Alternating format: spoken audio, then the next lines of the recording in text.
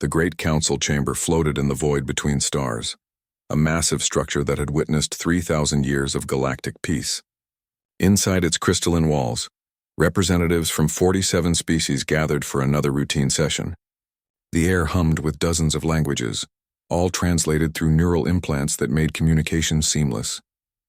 Ambassador Hyejin stood at the human podium, her dark suit perfectly pressed, her smile warm and welcoming. She had held this position for 8 years, and in that time, humanity had become known as the most agreeable species in the council. The other ambassadors often joked that humans would say yes to anything if asked politely enough. "We propose expanding the cultural exchange program to include 12 more worlds," Hyejin said, her voice carrying across the chamber. "Humanity wishes to learn from our elder brothers and sisters. We have so much to gain from your wisdom."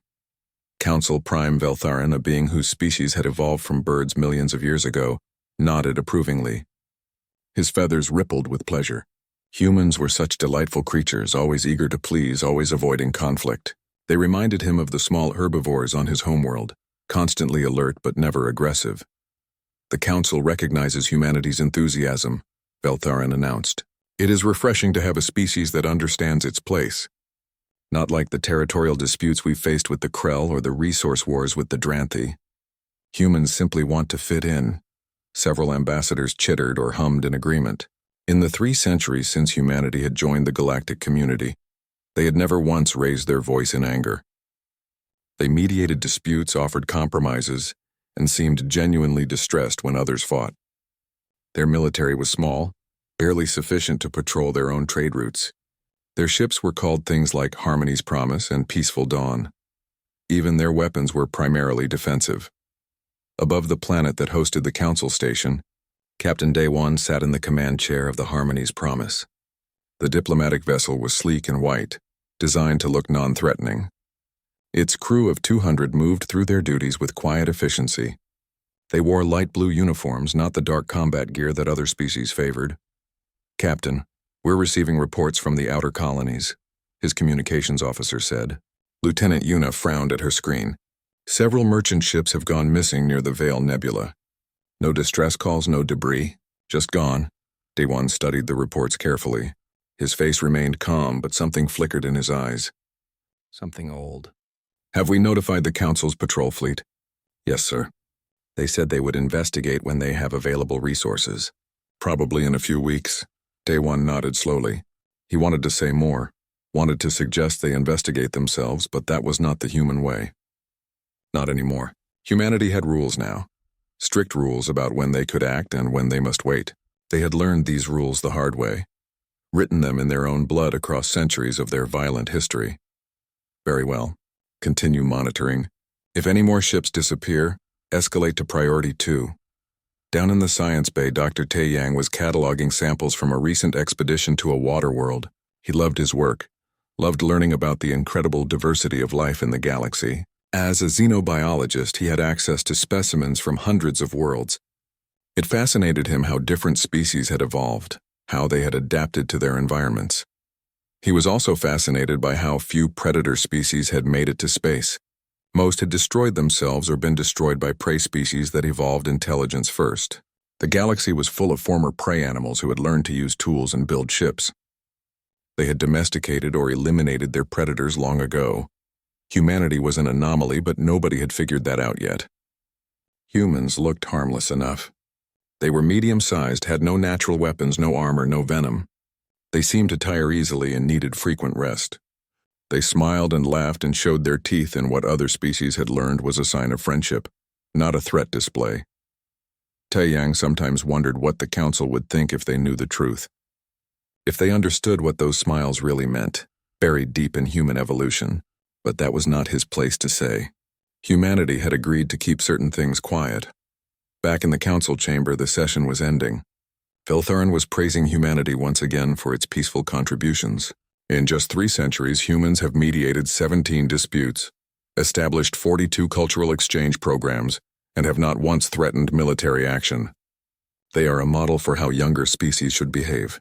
Hyejin bowed gracefully. "We are honored by your words, Council Prime. Humanity seeks only to be good neighbors." As the ambassadors filed out, several stopped to chat with Hyejin. They patted her shoulder or made their species equivalent gestures of friendship. She was well-liked, trusted. Nobody noticed how her eyes tracked every exit, every movement. Nobody noticed how she positioned herself so that no one could approach from behind. These were such small things, such unconscious habits. Thousands of light years away, in the darkness between galaxies, something massive was moving. The Drethkor horde had been traveling for decades, conquering every world they found. They were an insectoid species, each warrior standing 8 feet tall, covered in natural armor plating. They believed that strength was the only truth in the universe. The weak existed to serve the strong. Warlord Krixtal stood on the bridge of his flagship, surrounded by tactical displays showing the mapped galaxy ahead. His species had studied the various civilizations there. They knew about the Council, about the defensive pacts and treaty organizations. They had identified the strongest military powers and the weakest links. Humans were marked in the database as low threat. Passive species. Minimal military, ideal for enslavement or food production. The notation suggested they would likely surrender rather than fight. How long until we reach the outer territories? Krixtal asked, his mandibles clicking. 3 days, Warlord. The first target is a colony world called New Jeju. Intelligence suggests minimal defenses, mostly agricultural. Human settlers mixed with several other species. Good, we will make an example of it. Send the message ahead on all frequencies. Tell them we are coming. Tell them that resistance is futile. Let their fear ripen before we harvest. Back on the Harmony's promise, Daewon received another report. Another missing ship. Then another. The pattern was becoming clear. Something was out there, something big, and it was heading toward Council space. He sat alone in his ready room looking at a photograph on his desk. It showed a younger version of himself in a very different uniform. Dark colors.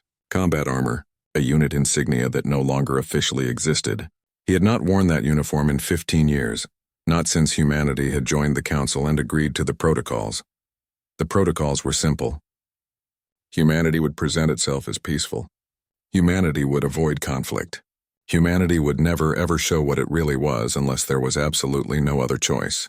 Because the last time humanity had shown its true nature, entire sections of their homeworld had burned. Daewon touched the photograph gently, then locked it away in a drawer. He hoped those days were truly gone. He hoped the protocols would never need to be suspended. He had no way of knowing that in 72 hours everything would change. The first strike came without warning, just as Warlord Krixtal had promised. The colony world of New Jeju was in the middle of its harvest season, when the sky turned black with Drethkor ships. They descended like locusts, their weapons tearing through the peaceful settlement within minutes. The colonists tried to run. Some made it to the evacuation shelters that the Council had mandated for all frontier worlds. Most did not. The Drethkor soldiers moved through the streets with brutal efficiency, their natural armor shrugging off the few defensive weapons the colonists managed to fire. They were not there to negotiate or conquer. They were there to demonstrate power. Captain Daewon was 3 hours away when the distress signal reached his ship. The transmission was chaotic, filled with screams and the sound of weapons fire. Then it cut off entirely. Maximum speed to New Jeju, he ordered. His voice was calm, but his hands gripped the armrests of his command chair with enough force to leave impressions. Battle stations. Bring all systems online. Lieutenant Yuna looked at him with surprise. Sir, battle stations? We're a diplomatic vessel. Should we not wait for the Council's military response? Do it, now. Something in his tone made the entire bridge crew move without further question. They had served under Daewon for years and had never heard that particular edge in his voice. Alarms began to sound as the Harmony's promise accelerated beyond its normal safety limits. At the Council station, emergency sessions were being called. Reports were flooding in from multiple worlds. The Drethkor horde was not attacking just one planet. They were hitting dozens simultaneously, overwhelming the Council's defensive fleets through sheer numbers and savage tactics. Ambassador Hye-jin stood in the gallery, watching the main screen as footage from New Jeju played. Her face was pale. Her hands, usually so calm and diplomatic, were clenched into fists. Other ambassadors were panicking around her, calling for evacuation, demanding protection. Beltharin tried to restore order. Please, everyone, remain calm. Our military forces are responding. The defensive pacts will be honored. We have protocols for this. Protocols? one ambassador shrieked.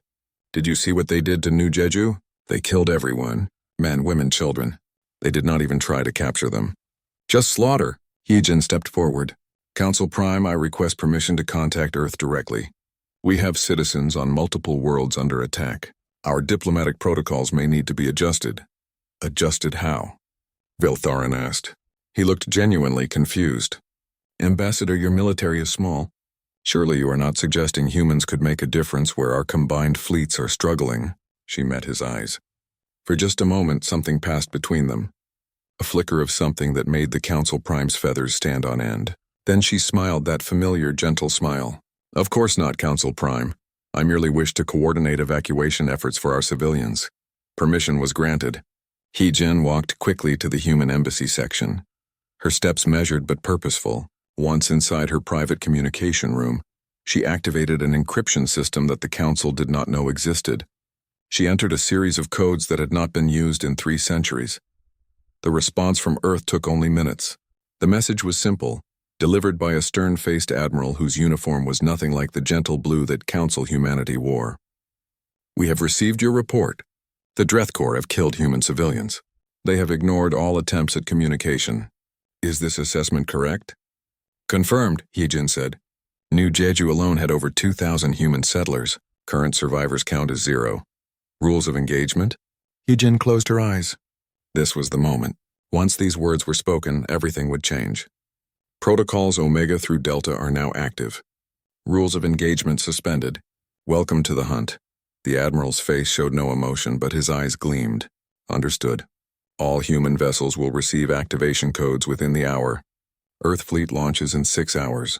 We will show the Council what we really are. The transmission ended. Heejin sat alone in the dark room, her hands shaking slightly. They had worked so hard to be peaceful. 300 years of carefully building trust, of showing the galaxy that humanity could be more than what it was. And now, in a single day, all of that would be stripped away. But the Drethkor had made their choice. They had shown no mercy. And now they would learn what happened when you attacked a species that had evolved to be the most efficient killers in known space.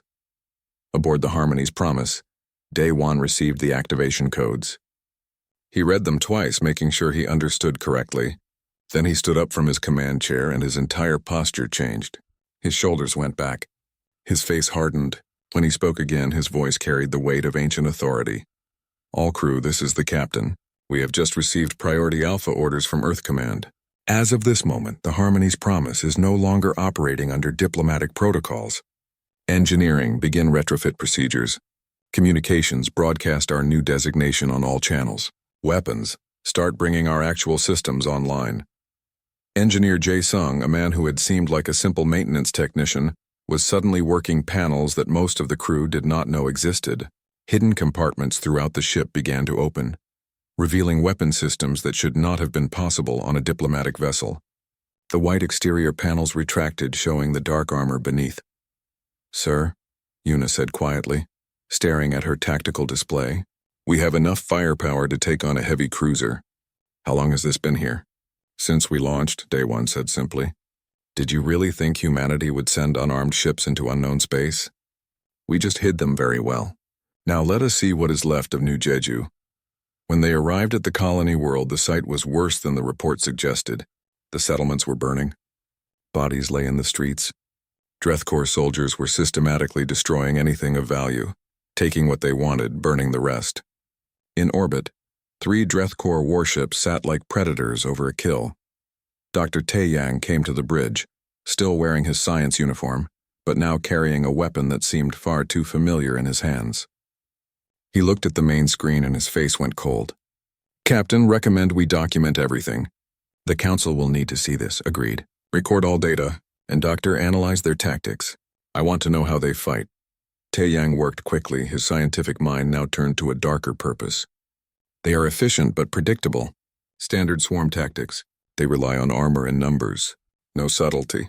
They fight like they have never faced real resistance. Good, Daewon said. The word came out almost as a growl. That means they have never fought humans. Not real humans. Yuna, target the closest warship. All weapons. I want a message sent. Sir, there are 3 of them and 1 of us. I know, fire. The Harmony's Promise, no longer pretending to be harmless. opened fire with weapons that should not have existed, railguns that could punch through heavy armor, missiles that moved too fast for point defense, beam weapons that carved through shields like paper. The first Dreathcore warship never had a chance to respond. It simply exploded. The other two ships turned to face this new threat. They were larger, better armed, more heavily armored. But Daewon was not fighting like a diplomat anymore. He was fighting like what he really was, what every human really was beneath the civilization they wore like clothing. He was hunting. The Harmony's promise moved through space with grace that seemed impossible for its size. It did not fight fair. It used asteroids for cover, fired from angles the Dreathcore did not expect, and when they tried to close distance, it simply ran, drawing them into a trap of their own making. 20 minutes later, all three Dreathcore warships were debris. The Harmony's promise had taken damage, but nothing critical. Down on New Jeju, the Dreathcore soldiers looked up at the sky in confusion. Their ships were gone. Something impossible had just happened. Daewon opened a channel to the planet's surface, broadcasting on all Dreathcore frequencies. When he spoke, his voice was cold and empty of mercy. "This is Captain Daewon of Earth. You killed our people. You will not leave this world alive. We are coming for you." Then he ordered the dropships to launch. Across the galaxy, human ships were changing. The transformation was happening simultaneously, as if some switch had been flipped in the collective human consciousness. Diplomatic vessels shed their peaceful exteriors. Science ships revealed hidden weapon bays. Even merchant freighters, the ones that had seemed so harmless hauling cargo between worlds, suddenly bristled with defensive systems that were anything but defensive. On the council station, alarms began to sound. Security systems were detecting massive power surges from the human quarter. Veltharin rushed to the observation deck and stopped dead when he saw what was happening. The human embassy, a modest building that had always seemed welcoming with its gardens and open courtyards, was reconfiguring.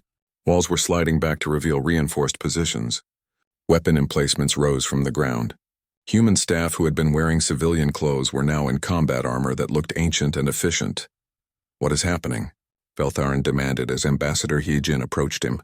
She was still wearing her diplomatic suit, but she had added something, a small insignia on her collar, a symbol he had never seen before. It showed a world surrounded by stars, and beneath it, words in human writing. "We are responding to an act of war," Heejin said simply. Her voice was still polite, still diplomatic, but there was steel underneath now. "The Dreathcore killed our civilians. They ignored all attempts at peaceful contact. As of 6 hours ago, humanity is no longer operating under our voluntary restraint protocols." "Restraint protocols? What are you talking about?" Heejin gestured for him to follow her.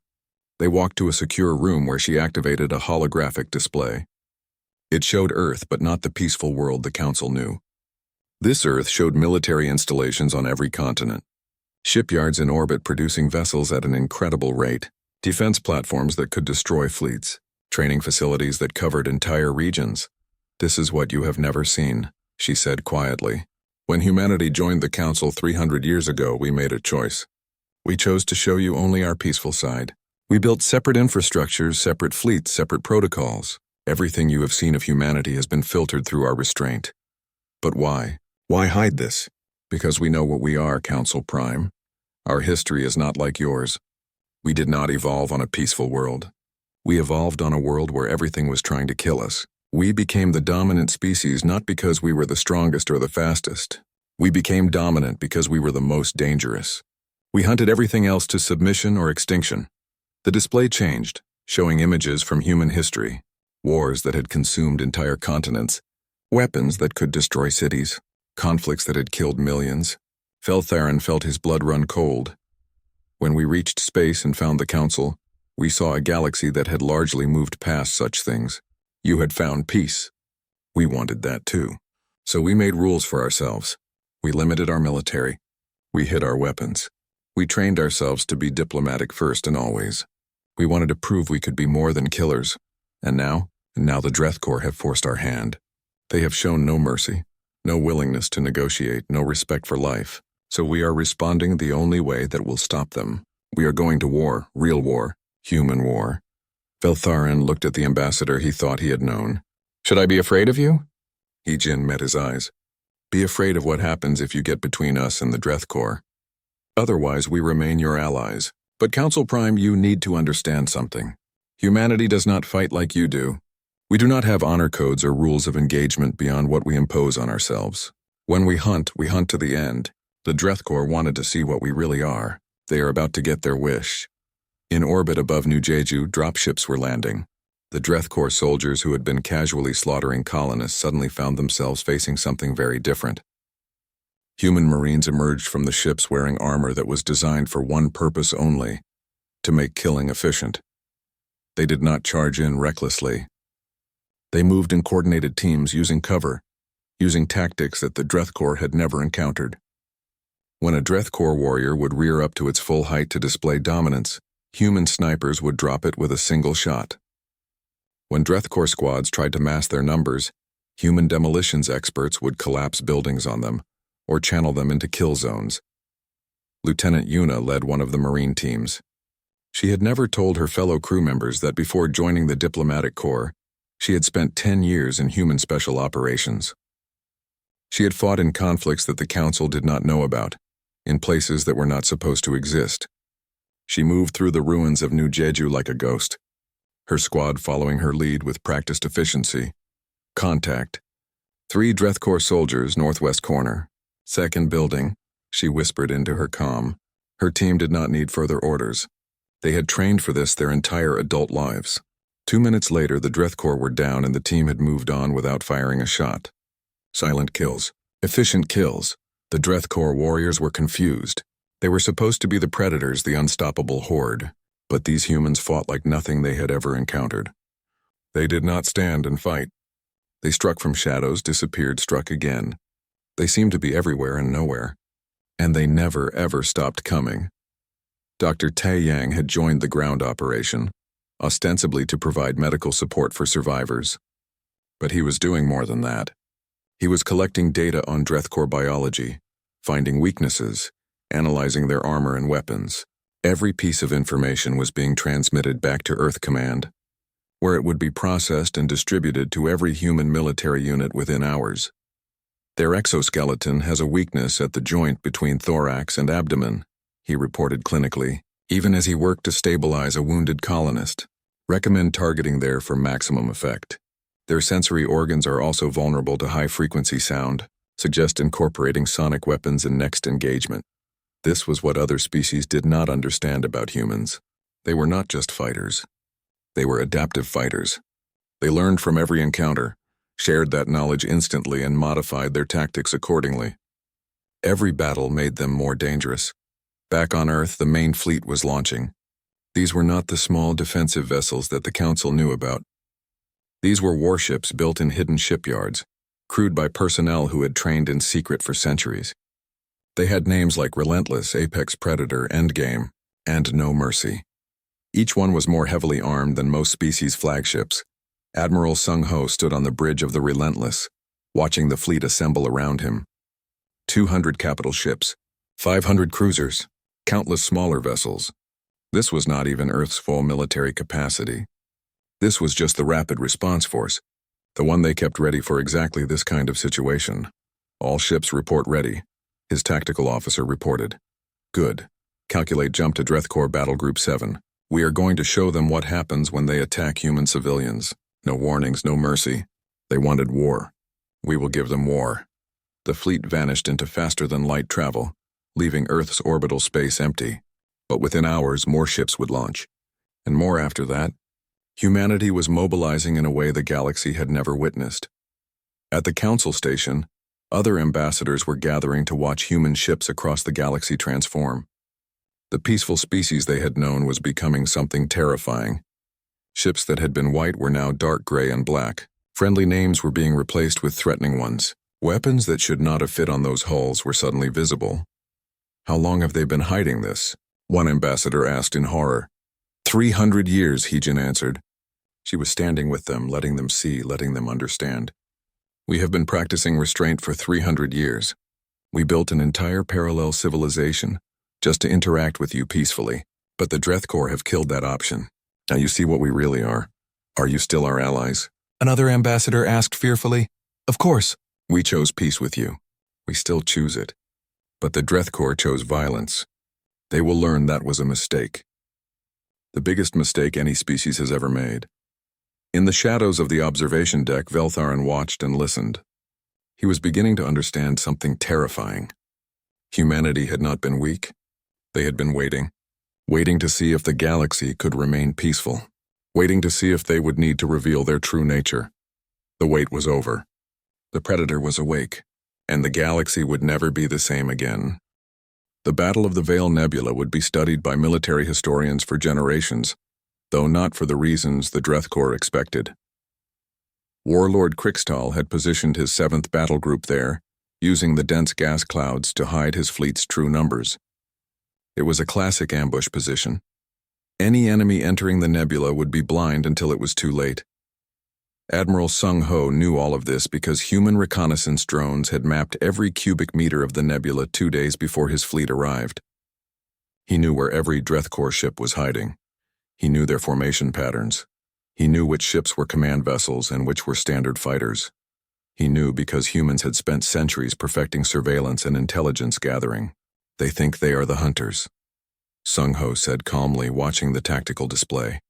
They think we will stumble into their trap. Let us educate them. The human fleet did not charge into the nebula. Instead, they released thousands of small drones that flooded the space with electromagnetic noise and false sensor readings. To the Drethkor, it looked like the humans were everywhere and nowhere at once. Their sensors were useless, their targeting systems confused. Then the real attack began. Human ships came from angles the Drethkor had not even considered possible. They used the nebula's gas composition as a weapon, igniting pockets of volatile compounds to create explosions that tore through Drethkor formations. They fired weapons and immediately moved, making it impossible to return fire effectively. They isolated Drethkor vessels from their support groups and destroyed them one by one.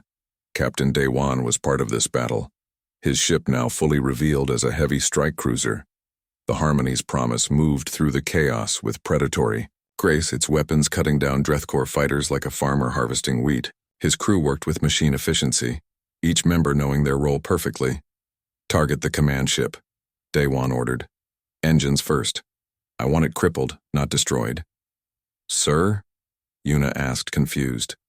The Drethkor fight for dominance. They need to see their leaders fall. If we destroy the command ship, they do not see anything.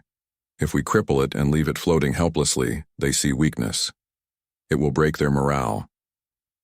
It was psychological warfare, something humans had perfected over thousands of years of fighting each other.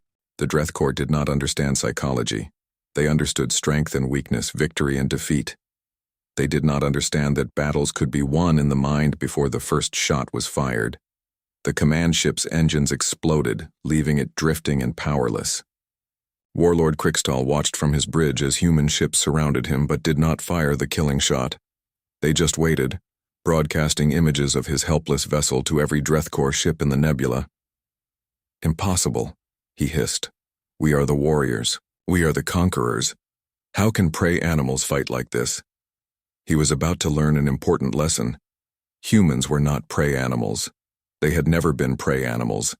They were apex predators who had learned to wear civilization like a disguise. Across the battlefield, Drethkor ships began to break formation. Some tried to flee. Others attacked recklessly, their discipline crumbling. The human fleet picked them apart with clinical precision. No wasted shots, no unnecessary risks, just efficient, brutal destruction. Lieutenant Yuna led a boarding party onto a crippled Drethkor carrier. She moved through the corridors with her squad, encountering Drethkor warriors who stood 8 feet tall and were covered in natural armor. But size did not matter when facing opponents who had trained for this. The human Marines used their smaller size to their advantage, moving through spaces the Drethkor could not easily follow, striking from unexpected angles.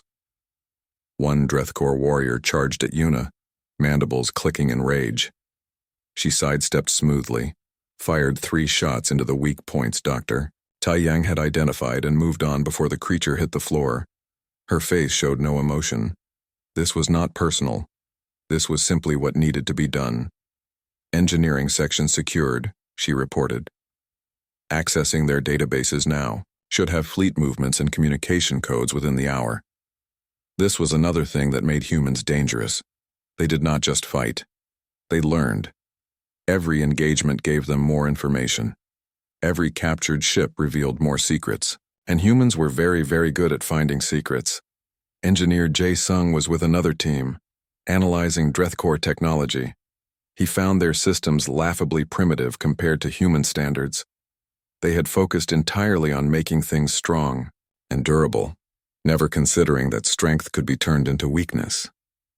Their power cores were heavily shielded but used a fuel mixture that was unstable if contaminated with certain compounds. Their communications used frequencies that were easy to jam. Their targeting systems relied on visual confirmation, making them vulnerable to stealth technology. Recommend distributing contamination protocols to all ships, he reported to command.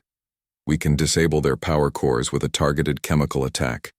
They will be dead in space without us firing a shot. Within hours, every human ship had the information.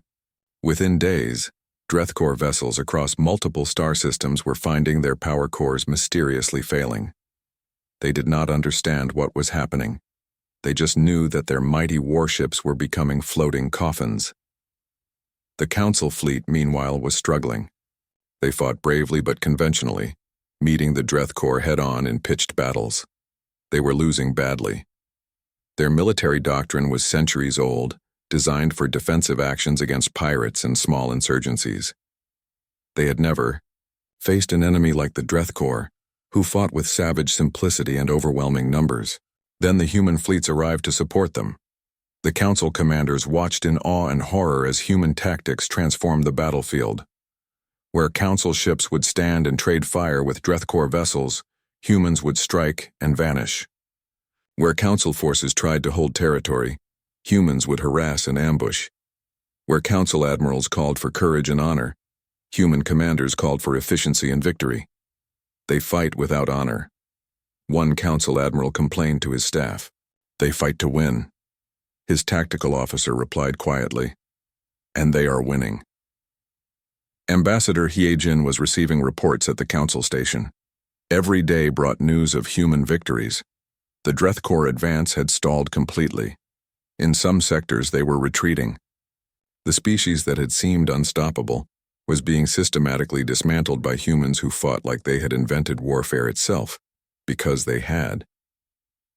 While the Council species had been evolving on peaceful worlds, learning to cooperate and build civilizations, humans had been evolving in constant conflict, not just with other predators but with each other.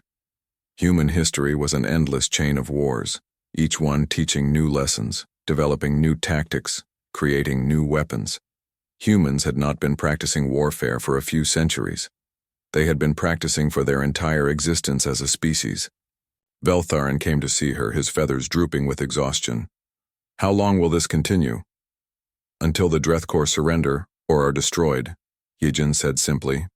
They have two choices. They can leave Council space immediately and never return, or they can continue fighting and learn what happens when humans decide something must end. And if they choose to keep fighting? Hyejin looked at him with eyes that were still kind but carried a weight that made him shiver. Then we will hunt them to the last ship, the last warrior, the last echo of their civilization, not because we are cruel, but because they proved they cannot be trusted to exist near peaceful species. The galaxy does not need the Drethcore. It needs peace. And if removing the Drethcore is what it takes to restore peace, then that is what will happen. That sounds like extinction. That sounds like consequences. The Drethcore chose to be predators, but they forgot to check if they were the apex predator in this galaxy. They are not. We are. And now they will learn what that means. Far away, in Drethcore space, Warlord Krixtal was learning that lesson. His fleet was scattered. His warriors were demoralized, and every time they tried to regroup, humans would appear from nowhere and tear them apart. It was like fighting ghosts. Ghosts with teeth. 6 months had passed since the first Drethcore attack. 6 months that had changed the galaxy forever. The Drethcore horde, which had conquered hundreds of worlds across multiple galaxies, was now a shattered remnant fleeing toward their home territories. and humanity was following them, relentless as a tide. Captain Day One had not rested in those 6 months. His ship had been in continuous combat operations, jumping from system to system, hunting down Drethkor vessels wherever they tried to hide. His crew had become something that would have shocked the peaceful council members who had known them before. They moved with cold efficiency, spoke in tactical shorthand, and showed no mercy to an enemy that had shown none. But now they were approaching the end. Intelligence reports indicated that Warlord Crixtal had retreated to his flagship in a heavily defended system deep in Drethkor space. It was time to finish this. All human battle groups, this is Admiral Sung Ho, the transmission came through. We are preparing for final assault on Drethkor command structure. This is not a battle of conquest. This is a demonstration. The galaxy needs to see that certain behaviors have consequences. Engage at will. The human fleet numbered over 3,000 ships now. More had been arriving steadily from Earth and her colonies. An endless stream of military power that the Council had never imagined existed. They surrounded the Drethkor home system like a noose, cutting off all escape routes. Warlord Crixtal stood on his bridge, watching the human fleet assemble. He had never felt fear before. His species did not have a word for fear. But looking at those dark ships, knowing what they had done to his forces, he felt something new. Something cold in his thorax. Hail them, he ordered. I will speak with their leader. The communication channel opened. Admiral Sung Ho's face appeared on the screen, his expression neutral and unmoved. Behind him, Crixtal could see a human bridge crew working with calm precision. No panic, no anger, just professional focus. I am Warlord Crixtal of the Drethkor Horde. I wish to negotiate terms of surrender. There are no terms, Sung Ho said simply. Your forces will disarm completely. Your military infrastructure will be dismantled. Your leadership will face trial for war crimes. Your species will be placed under council supervision for the next century. These are not negotiable. You have 1 hour to comply, and if I refuse, Sung Ho's expression did not change. Then we will remove you and find someone more reasonable to lead your species. The Drethkor can continue to exist, but not as conquerors. That era is over. You can accept this peacefully, or we can make you accept it. The choice is yours, but the outcome is not. Crixtal looked at his tactical displays. His fleet was outnumbered 10 to 1. His warriors were exhausted and demoralized. His supply lines were cut, and the humans had not even deployed their full military capacity. He had been told that Earth still had reserve fleets, shipyards producing more vessels, weapons systems they had not yet used. He had wanted to see what humans really were. Now he knew. They were the species that climbed to the top of their world's food chain and then kept climbing. They were the species that turned warfare into science. They were the species that could be peaceful when they chose, but could unleash violence beyond anything the Drethkor had imagined when that peace was broken. I accept your terms, he said quietly. His mandibles drooped in defeat. Good. Captain Daywan will board your vessel to oversee the disarmament. Do not test his patience. He lost friends at New Jeju. The channel closed. Crixtal slumped in his command throne. The Drethkor horde, unstoppable for 1,000 years, had been broken in 6 months by a species they had dismissed as weak. When Daywan boarded the Drethkor flagship with his security team, Crixtal expected to see anger or hatred. Instead, he saw something far more disturbing. He saw a human who looked at him the way a scientist might look at an interesting specimen. No emotion, no personal investment, just professional assessment. Your weapons, Daywan said simply. The Drethkor warriors surrendered their arms. They had been bred for combat, trained from hatching to never retreat, never surrender. But they surrendered to humans without resistance, because they had learned a simple truth. Being willing to die meant nothing if your enemy was better at killing than you were at dying. Why did you let us live? Crixtal asked as his bridge was secured. Your species could have exterminated us. Daywan looked at him for a long moment. Because we are not like you. We do not kill because we can. We kill because we must. You threatened the peace of the galaxy. You murdered civilians. You had to be stopped. But extinction? That is not justice. That is just more violence. I do not understand your species. You have the power to rule the entire galaxy. Why do you not take it? Because we remember what we were. Before we learned to control ourselves, we almost destroyed our own world. We killed millions of our own kind in conflicts that seem pointless now. We built weapons that could end all life on our planet. We stood on the edge of extinction and we chose to step back. We chose to be better than our nature demanded. Day One moved closer, and even though he was smaller than the Drethkor warlord, Krixtal felt like he was looking up at something vast. We learned that being the strongest does not mean you should rule. It means you should protect. We learned that being able to destroy does not mean you should destroy. It means you should build. These are hard lessons, warlord. We learned them by nearly destroying ourselves. You are lucky. You get to learn them from us instead. 3 months later, the council convened an emergency session to address the new reality of the galaxy. Every species that had ever thought humans were weak, that had patronized them or dismissed them, now sat in uncomfortable silence as Ambassador He-Jin took the podium. The Drethkor War is over, she announced. Human forces are withdrawing to our pre-war positions. The Drethkor have surrendered unconditionally. Their military has been dismantled. Their leadership will face justice. Council oversight of their territory will begin immediately. Veltharin stood slowly. Ambassador, the council must address something. You hid your true military capacity from us for 3 centuries. You presented yourself as weak when you were the most powerful military force in the galaxy. Why? He-Jin looked around the chamber at all the species who had once thought humans were harmless. Because we wanted to be trusted. Because we knew that if we showed you what we really were, you would fear us. And fear destroys the possibility of genuine friendship. We wanted friends, not subjects. But you deceived us. We protected you from us. Do you know what would have happened if humanity had joined the Council 300 years ago? As a military power, you would have formed alliances against us. There would have been wars. The galaxy would have been torn apart by conflict. So we hid our teeth and showed you only our smile. We let you think we were weak so you would not feel threatened. And in return, we got 3 centuries of peace.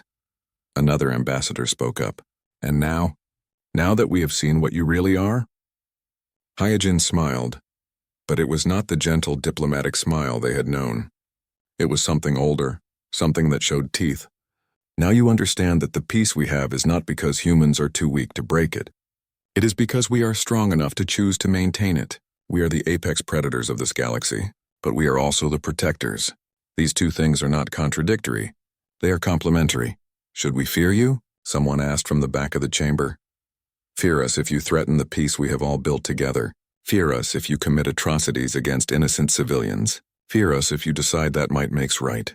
But if you simply want to live in peace, to trade and grow and explore the universe, then no, you never need to fear us. We chose to be guardians, not tyrants. Veltharin was quiet for a long moment. Then he asked the question everyone was thinking. What if we had not faced the Drethkor? Would you have ever told us the truth? Probably not, He-Jin admitted. We were content to let you think we were weak. We were happy being the species that everyone liked but nobody took seriously. It was safer that way. Safer for you. Safer for us. But the Drethkor forced the issue. They proved that the galaxy still needs teeth. They proved that peace must be defended. So now you know. And now you must decide what kind of galaxy you want to build with that knowledge. The vote was not immediate. There were weeks of debate, of discussion, of fear and uncertainty. Some species wanted humans removed from the council. Others wanted them given formal military authority over all council forces. Everyone had an opinion about what should be done with the predators who had been hiding among them. In the end, a compromise was reached. Humanity would remain a council member, but would also take formal responsibility for defending council space. Human military forces would be integrated with council defenses, but would maintain independent command. A new organization was formed called the Frontier Guard, dedicated to protecting the peace that so many species had worked to build. Captain Day One was offered command of the Frontier Guard. He accepted, though he made one request. I want to keep my old ship. Change the name back to Harmony's Promise. Let it be a reminder that we prefer peace but are prepared for war. The request was granted. The Frontier Guard grew quickly, with human ships patrolling the borders of council space.